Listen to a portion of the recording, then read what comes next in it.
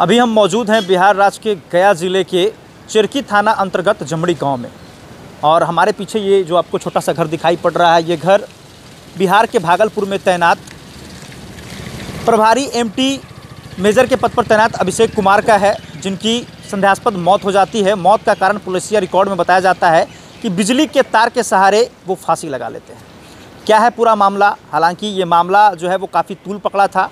जब उनका सब गांव पहुंचा तो मुख्य सड़क मार्ग जो है उसे जाम कर दिया गया था, और काफ़ी ये मामला जो है वो तूल पकड़ा है। हम उनके घर पे मौजूद हैं, यहाँ उनके माँ पिता और भाई मौजूद हैं। उनसे बातचीत करेंगे कि आखिर एक घर का चिराग जो बड़े अधिकारी के पद पर जाता है, उसके भरोसे पूरा परिवार होता है, घर का खर्चा चलता है, और अचानक ऐसा क्या हो जाता है कि उन्होंने अपनी जीवन लीला जो है वो समाप्त कर लिया है। हालांकि सूत्रों से मिली जानकारी के अनुसार ये बातें सामने आई है कि कहीं ना कहीं जो है वो विभाग से उनको जो है वो टॉर्चर किया जा रहा था। लेकिन क्या है पूरा मामला, हम उनके परिजनों से हम जानेंगे। सबसे पहले उनके पिताजी हैं, हम इनसे जानने का प्रयास करेंगे।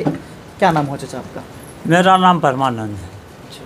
बड़ा बेटा था आपका? हाँ, बड़ा लड़का था। अभिषेक नाम था? अभिषेक कुमार। कब नौकरी कब हुआ था उनका? नौकरी हुआ था 2022 में। 2022 में नौकरी हुआ था। कब? दिसंबर महीने में? 26 जनवरी को ज्वाइन किया था। 26 जनवरी को? हाँ। मतलब अभी 2 साल भी पूरा नहीं हुआ है ना। देखिए स्क्रीन पर ये जो तस्वीर चल रहा है, ये खूबसूरत सा तस्वीर जो वर्दी पहने हैं, इनका बेटा थे, जो अब शायद अब इस दुनिया में नहीं है। अच्छा ये बताइए, आखिर क्या ऐसा नौबत आ गया कि अचानक वो जो है वो पुलिस कह रही है कि घरेलू मामला के कारण उन्होंने सुसाइड कर लिया? घरेलू मामला नहीं है, मानसिक दबाव डिपार्ट का है सर। डिपार्टमेंट जो है वो मानसिक दबाव दे रहा था? मानसिक दबाव दे रहा था। अच्छा, आपसे बातचीत होती थी अभिषेक से? अभिषेक के माँ से बातचीत होती थी, और हमसे भी कभी कभी होता था। वो बोलता था कि हमको बड़ी प्रताड़ित किया जा रहा है। अच्छा, पिछली बार कब बात हुई थी आपसे अभिषेक से? ये हुआ था करीब नवंबर महीने में भी हुआ था। अच्छा, तो वो कहता था कि पापा हमको जो है डिपार्टमेंट से प्रताड़ित कर रहे हैं? प्रताड़ित दबाव हो रहा है। तो आप क्या कहते थे? हम कहते थे बेटा हिम्मत से काम लो, और क्या करोगे, अब ऐसा तो कर ही रहे हैं वो लोग, तो क्या करोगे। अच्छा, जब नौकरी लगी होगी तो पूरा परिवार खुश होगा। हाँ। पूरे गांव में इलाके में मिठाई बटी होगी। हाँ। काफ़ी खुश हुए होंगे। बटा था। हाँ। अच्छा ये बताइए, जब अचानक फ़ोन किनको पहले घर में आया? आपको फ़ोन आया? उनको? माँ के पास में किया। माँ के पास में फ़ोन आया। कितने बेटे हैं आपके? 2 लड़के हैं। अच्छा, एक और क्या करता है? एक ऐसी पढ़ाई लिखाई करता है। हमारा घर टूट गया था। आप क्या करते हैं? हम खेती बाड़ी थोड़ा है करते हैं। मतलब यही वो बड़ा बेटा थे जो वो घर को संभाल सहारे हम जी रहे थे सर। अब हमारा कुछ रह नहीं गया, हमको जीना भी दुर्लभ हो गया। सरकार से क्या मांग करते हैं आप?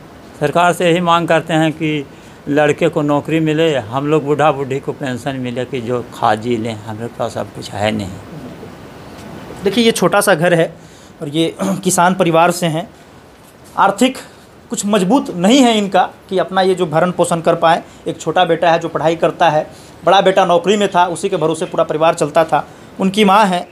चाची, पिछली बार जो है अभिषेक से कब बातचीत हुई थी आपकी? बस वही दिन 10 बजे बात हुई कि माँ क्या कर रही थे। कल की बेटा हम खाना बनावी थी, तो माँ धान बिक गलो। कल की हाँ बेटा, तो गेहूँ माँ एक क्यारी करके पापा के पटावे। कहीं इतने में कहा किसे जा रहे हैं माँ, ड्यूटी जा रहे हैं, से आवेंगे तब बात करेंगे।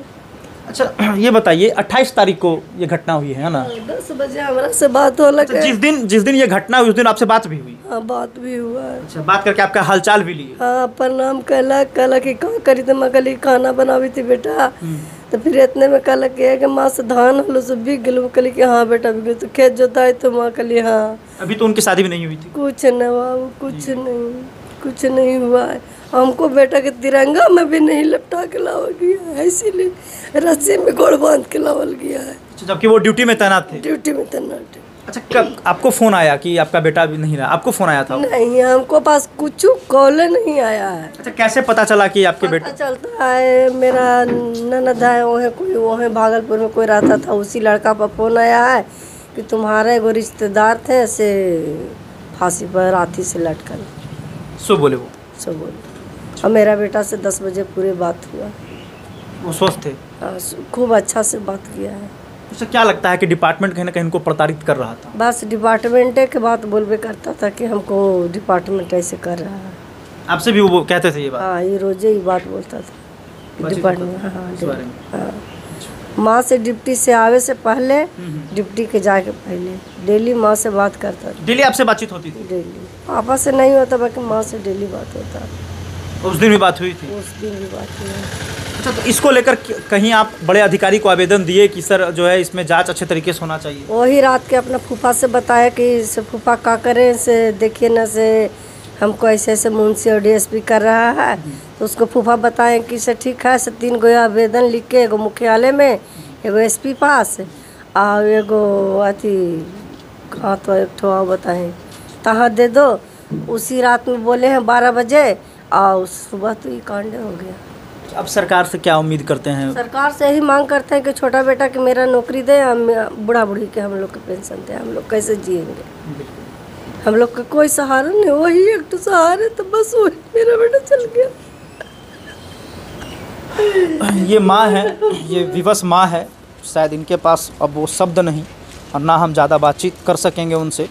काफ़ी मायूस है, पूरा गांव मायूस है। इतनी बड़ी घटना हुई है, गांव के भी कुछ लोग हैं, परिवार है, उनसे भी हम बातचीत करेंगे। लेकिन इस पे जो है वो उच्च स्तरीय जांच होनी चाहिए। आखिर एक गांव का बेटा अच्छे पद पर जाता है और फिर इस तरह की घटना कैसे हो जाती है? और ये नई घटना नहीं है, इससे पहले गया की अर्चना कुमारी भी डायल 112 के कंट्रोल रूम में तैनात थी, जो डिपार्टमेंट से प्रताड़ित होकर वो भी अपनी जीवन लीला समाप्त कर ली थी। तो कहीं ना कहीं गांव के लोग जो जा रहे हैं, बड़े अधिकारी के पद पर जा रहे हैं, कहीं ना कहीं उसको विभाग जो है वो टॉर्चर कर रहा है और ये एक बड़ी परेशानी हो रही है। क्या नाम हुआ आपका भाई साहब? मेरा नाम सत्यम कुमार है। अच्छा, ये अभिषेक जी कौन लगते थे आपके? कहने को तो दोस्त, लेकिन हम लोग रिश्ते में चचेरा भाई था मेरा। आपसे बातचीत होती थी उनसे? हमेशा, हर सप्ताह में तो एक बार हो ही जाता था बात। अच्छा, क्या लगता है आपको, जैसा कि पुलिस डिपार्टमेंट कह रही है कि पारिवारिक कलह के कारण उन्होंने अपनी जीवन लीला समाप्त कर ली, क्या कारण रहा है? परिवार में क्या मतभेद है? एक माँ है, एक भाई है, एक पिता है और तो कोई है नहीं। आखिर क्या पारिवारिक कलह हो सकती है? आप भी यहाँ पे मौजूद हैं, बिल्कुल परिवार को देख रहे हैं। बहुत लंबा चौड़ा परिवार है, नहीं कि हम इस चीज़ को ये कह सकते हैं कि पारिवारिक कलह। शादी हुआ नहीं था कि हाँ भाई अपने वाइफ के साथ, अपनी पत्नी के साथ कलह हो सकता है। तो पारिवारिक कलह की बात तो ना ही की जाए तो ज़्यादा बेहतर है। आते हैं दूसरे मुद्दे पे। अच्छा, यहाँ पे एक बात हम आपसे और जानना चाहेंगे कि आखिर पुलिस क्या कह रही है?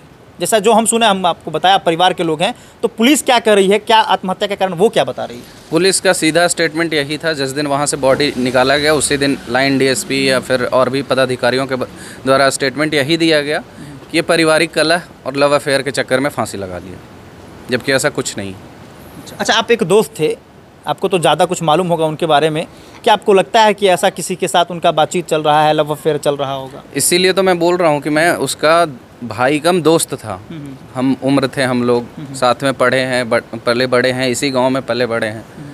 तो हमको इतना तो पता है कि उस लड़के का कभी भी ये लव अफेयर वाला मामला, और ये जो चल रहा है लव अफेयर वाली बात, कोई 16-18 साल का बच्चा नहीं था वो। बिल्कुल एक मैच्योर्ड पुलिस ऑफिसर था। बिल्कुल। गांव से पढ़ लिख करके इतना बड़ा ओहदा हासिल करना अपने आप में बहुत बड़ा एक अचीवमेंट होता है। वो इस ओहदे पे पहुंचा था, तो इतना तो उसको पता था कि हाँ मुझे क्या करना है क्या नहीं, अपने लिए और अपने परिवार के लिए कम से कम इतना तो समझदारी था उसके अंदर कि क्या सही है और क्या गलत। तो ये कुछ भी क्लेम कर देना पुलिस का सिर्फ यही दर्शाता है कि वो पल्ला झाड़ रहे हैं कि हाँ हम पे डिपार्टमेंटल इंक्वायरी ना हो। वो अपने ये कुकर्म को कह सकते हैं छुपाने के लिए ये कार्य कर रहा हूँ। क्या लगता है आपको कि जो है इसमें जो है वो बेहतर तरीके से जांच होगी, दोषियों पर कार्रवाई होगी? मेरे हिसाब से सिर्फ यही, मतलब मेरे हिसाब से क्या, मैं तो यही बोलूँगा, मैं यही डिमांड करता हूँ। हमारे डीजीपी साहब हैं भट्टी साहब, हमेशा उनका जिस दिन उन्होंने चार्ज लिया था उस दिन स्टेटमेंट दिया था कि मैं ऑफिसर, बड़े ऑफिसर का अधिकारी नहीं हूँ, मैं छोटे ओहदे के अधिकारियों और सिपाहियों का अधिकारी हूँ। तो मैं आपसे सर रिक्वेस्ट करता हूँ कि एटलीस्ट एक हाई कमीशन इंक्वायरी किया जाए, इसको उस तह तक जाया जाए, क्योंकि ये एक बार मतलब ये नया कोई घटना नहीं है। आए दिन सुनने को मिलता है वहाँ कांस्टेबल सुसाइड कर लिया, वहाँ सब इंस्पेक्टर सुसाइड कर लिया, वहाँ मेजर सुसाइड कर लिया। तो ये इस चीज़ का इंक्वायरी तो आप करें, जड़ तक तो जाएं कि भाई ऐसा हो क्यों रहा है। कुछ तो हैं ऐसे डिपार्टमेंट में लोग जो कि घाघ बन के बैठे हुए हैं, कोई तो है ऐसा। कुछ लोग के वजह से पूरा डिपार्टमेंट आज बदनाम है। डिपार्टमेंट में लोग, यूथ कहीं ना कहीं एक मोटिवेटेड होता है। आज इस गांव से जब बंदा ये ज्वाइन किया था तो उसको देख करके 8-10 युवा उसके पीछे इसी डिपार्टमेंट में जाना चाह रहे हैं। लेकिन ये हादसा के बाद सबके मतलब जो कहते हैं ना कि मनोबल टूट गया है सबका। वो जाने से पहले 10 बार सोच रहे हैं कि मैं इस डिपार्टमेंट में जाऊँ और कहीं ना कहीं मेरे साथ ये हादसा हो जाए। तो आखिर कुछ तो सॉल्यूशन इसका निकालना चाहिए डिपार्टमेंट को। तो मेरा बस यही मांग है कि एक हाई कमीशन इंक्वायरी किया जाए, इसके जड़ तक जाया जाए, और जो भी इसमें गुनहगार हैं वो चाहे जो भी हो, लाइन डीएसपी का इन्वॉल्वमेंट है ये, जहाँ तक कि मुझे इंटेल भी, मतलब मेरे भी कुछ दोस्त हैं जो कि उसी डिस्ट्रिक्ट में पोस्टेड हैं, ये भी पता चला है कि उसको उसके सिग्नेचर का गलत फ़ायदा उठा करके या फिर इसको से फॉल्स बिलिंग करा करके लाखों रुपए का हेरा फेरी किया गया। और सुसाइड का मेन वजह मुझे जहाँ तक पता चला है कि मतलब उसी 1 या 2 दिन आगे या पीछे आईजी या डीआईजी का वहाँ ऑडिट होने वाला था। अच्छा। और उस ऑडिट की वजह से ये मैं कंफर्म बोल रहा हूँ कि कोई भी एक ऑफिसर जिसके सिग्नेचर से करोड़ों का बिलिंग हुआ हो वो नहीं बर्दाश्त कर सकता, वो कितना भी मैच्योर पुलिस ऑफिसर क्यों ना हो। ये तो फिर भी नया चार्ज लिया था, ये नहीं बर्दाश्त कर पाया, उस चीज़ को नहीं झेल पाया। कहाँ से करोड़ों रुपए का बिलिंग कहाँ से, ये किसको कहाँ से ला करके देगा। घर देख रहे हैं, परिवार देख रहे हैं, कोई बैकग्राउंड नहीं है इसके पास। मुझे तो लग रहा है कि घर अभी नया ही जैसा तैयार हुआ है और लगता है उनके वेतन से ही ये घर की पूरी फिनिशिंग हुई। उस घर के वेतन से ही ये 1-2 रूम कमरा का जो मकान वो बनाया है वो घर के वेतन से ही 2 साल का कमाई यही दिख रहा है, जो भी दिख रहा है सामने दिख रहा है आपको। बाकी इंक्वायरी में देख लिया जाए कि हाँ कितना ऊपरी इनकम लेकर के आया है, जो क्लेम कर रहे हैं कि हाँ पैसे खाने के चक्कर में ये वो। तो भाई आप कुछ भी बोल देने से नहीं होता ना, इंक्वायरी कीजिए, जो भी एविडेंस आपको मिलता है उस पर कार्रवाई कीजिए फिर। अच्छा, ये अभी घर में कमाने वाला कोई नहीं है, उनका एक बेटा था, छोटा बेटा भी पढ़ाई कर रहा है, उनके पिता खुद जो हैं किसान हैं, आर्थिक स्थिति भी उतनी अच्छी नहीं है। सरकार से क्या मांग करना चाहेंगे आप? मेरा तो बस यही मांग है कि एटलीस्ट उसका एक छोटा भाई है उसको जॉब दे दिए, ताकि भाई इनका परिवार का कुछ भरण पोषण हो जाए, ज़िंदगी आसानी से कट जाए। और कोई तो है भी नहीं इनका आगे पीछे कि हाँ भाई आज मैं हूँ, मैं इसलिए आया कि मेरा दोस्त था, मेरा भाई था, मैं आज खड़ा हूँ। लेकिन मैं ये दुनिया भी जानती है, समाज भी जानता है कि कोई किसी के लिए खड़ा नहीं होता। जब इनको कल ज़रूरत पड़ेगा कहीं ले जाने को तो शायद इस गांव में कोई आएगा भी नहीं सामने कि हाँ इनको मैं कहीं हॉस्पिटल लेके जाऊं या कहीं जा कर के इनको मदद कर दूं। तो एटलीस्ट इनके घर में एक ऐसा तो चाहिए पिलर की जो इनके घर को चला सके। छोटा भाई आए हैं क्या उनका? इसका छोटा भाई बस आने ही वाला है कुछ दिन। घटना के बाद वो गए थे वहाँ, है ना, छोटे भाई उनके? घटना के बाद भागलपुर इनके छोटे भाई वहाँ पहुँचे थे, वो भी आने वाले हैं, उनसे भी बातचीत करेंगे कि आप जब वहाँ गए तो वहाँ का दृश्य क्या था। आप भी अधिकारियों से बातचीत किए होंगे, उन लोगों का रवैया कैसा था, इस बारे में हम जानने का प्रयास करेंगे। देखिए, अभिषेक के चचा हमारे साथ मौजूद हैं, ये खुद होमगार्ड में रह चुके हैं, पुलिस डिपार्टमेंट के बारे में इनको जानकारी भी है और ये रिटायर्ड है। तो अब इनसे हम जानने का प्रयास, ये बताइए आपका भतीजा जो अभिषेक है वो किस प्रवृत्ति का लड़का था, वो इस बारे में? मेरा भतीजा अभिषेक कुमार जो है बहुत शांति दिमाग से, पढ़ने में बहुत तीक्ष्ण बुद्धि का लड़का था। बहुत 8-8 घंटा 2 बजे रात्रि तक के वो पढ़ता था और बहुत देशभक्ति, सांस्कृतिक, धार्मिक, राजनीतिक सारे चीज़ का गुण से समावेश था। और जो है इतना जब वह गरीब घर का लड़का इतना मेहनत किया न, तो इतना बड़ा गरिमा का पद कैसे प्राप्त किया। बिल्कुल। और वह इतना गरिमा का पद प्राप्त करने वाले के लिए मैं पुलिस, हमारा जो पुलिस विभाग, जो प्रशासन विभाग जो है, जो राष्ट्रीय तिरंगा का सम्मानित नहीं किया गया, और एक गिरिरक्षा रक्षा वाहिनी का जवान हो, चाहे डिस्ट्रिक्ट पुलिस का जवान हो, चाहे बीएमपी का जवान हो, सभी को राष्ट्रीय सैल्यूट दिया जाता है। वह भी एक पुलिस पदाधिकारी को, सार्जेंट पद पर रहने वाले को भी राष्ट्रीय सैल्यूट नहीं दिया गया।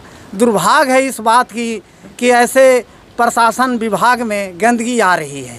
अच्छा, आप पुलिस डिपार्टमेंट में रहे हैं, ये बताइए क्या बड़े अधिकारी जो हैं तो छोटे अधिकारी को दबाते हैं कि नहीं? बड़े अधिकारी लोग छोटे अधिकारी को तो भाई कुछ नहीं समझते हैं। वे बेचारे सोचते हैं कि इनके जगह नहीं रहेंगे नीचे दब के तो मुझे जीना मुश्किल हो जाएगा। तो क्या आपको ऐसा लगता है कि आपके भतीजे अभिषेक को जो है वो कहीं ना कहीं बड़े अधिकारी टॉर्चर कर रहे थे? तो अगर यदि टॉर्चर नहीं हुआ तो अगर मान ली कि हम पर लगाया जाता है सुसाइड का मामला, तो मानसिक दबाव होता है तभी ना ऐसा काम हो सकता है। ऐसा तो हो नहीं सकता है। और जो इतना जो है ऐसे कंपटीशन से आने वाला लड़का ऐसा कर्म कैसे क्यों करेगा? अभी नहीं, बहुत छोटा परिवार से बिलोंग कर रहा है, न इसकी अभी मैरिज हो सका है, तो ऐसा काम कैसे कर सकता है? मुझे शक है कि चाहे पुलिस विभाग का वरीय पदाधिकारी का दबाव हो, जिसके कारण पैसा का अमन गमन हुआ, जिसके कारण ये फॉल्ट कर चुका है। हो सकता है इस चीज़ को क्लियर करना चाहिए ना, और जो सही जांच होती है वह सत्यता जांच होवे, निर्दोष फंसे नहीं और दोषी को बख्शा नहीं जाए। अच्छा, बड़े पुलिस डिपार्टमेंट के जो अधिकारी हैं, क्या आग्रह करना चाहेंगे आप उनसे? उनसे यही आग्रह करने चाहता हूँ कि इसका छोटा भाई को, अनुज भराता को नौकरी दे दिया जाए, परिवार को जीने का सहारा दे दिया जाए। ठीक है, धन्यवाद।